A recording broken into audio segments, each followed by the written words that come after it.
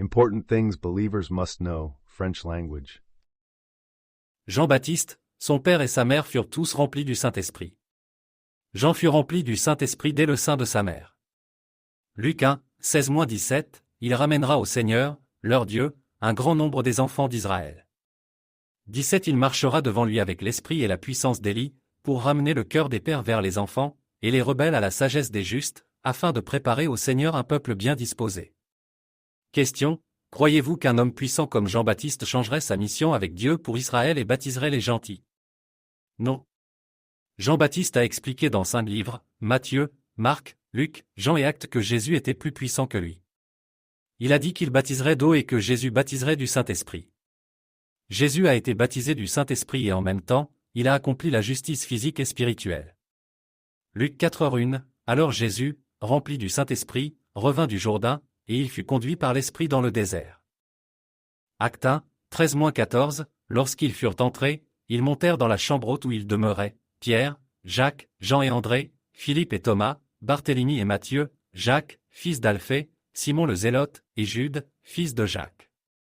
14 Tous d'un commun accord persévéraient dans la prière et dans les supplications, avec les femmes, Marie, mère de Jésus, et avec ses frères.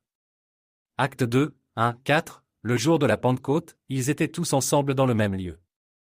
De tout à coup il vint du ciel un bruit comme celui d'un vent impétueux, et il remplit toute la maison où ils étaient assis.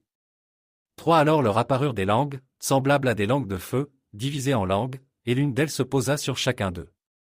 4 Et ils furent tous remplis du Saint-Esprit, et se mirent à parler en d'autres langues, selon que l'Esprit leur donnait de s'exprimer. Les gentils furent baptisés du Saint-Esprit et furent remplis du Saint-Esprit, parlant en langue. Question: qu'est-il arrivé aux gentils?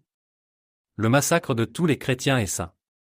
À cause de l'argent, du pouvoir et du contrôle, les soi-disant croyants justes physiques méchants tuèrent les croyants justes spirituels pour leur gain personnel.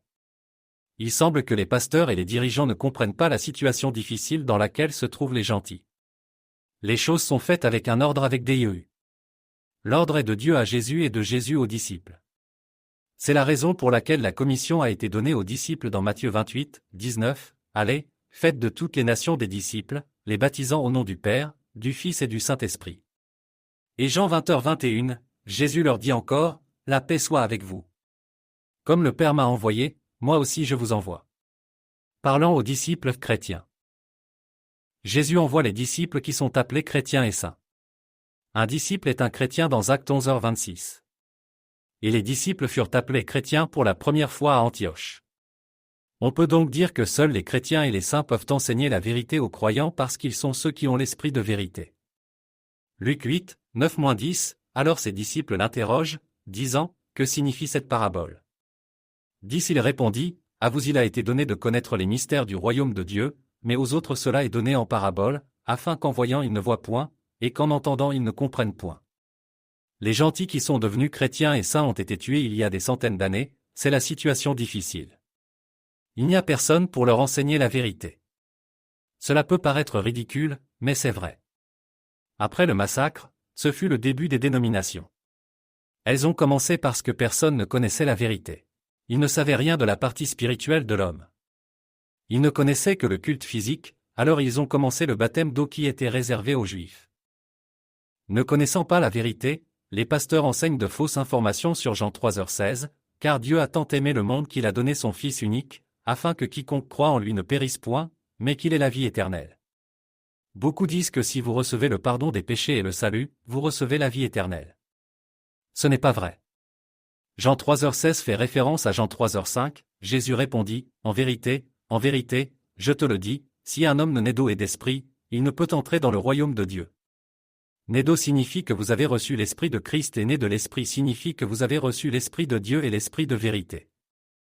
Le royaume de Dieu est la vie éternelle. Jean 3h16 et Jean 3h5 transmettent tous deux le même message. Ils définissent un vrai chrétien. Vous devez avoir l'Esprit de Christ, l'Esprit de Dieu et l'Esprit de vérité pour entrer dans le royaume de Dieu et avoir une vie éternelle. Venez-vous à la lumière ou restez-vous dans les ténèbres?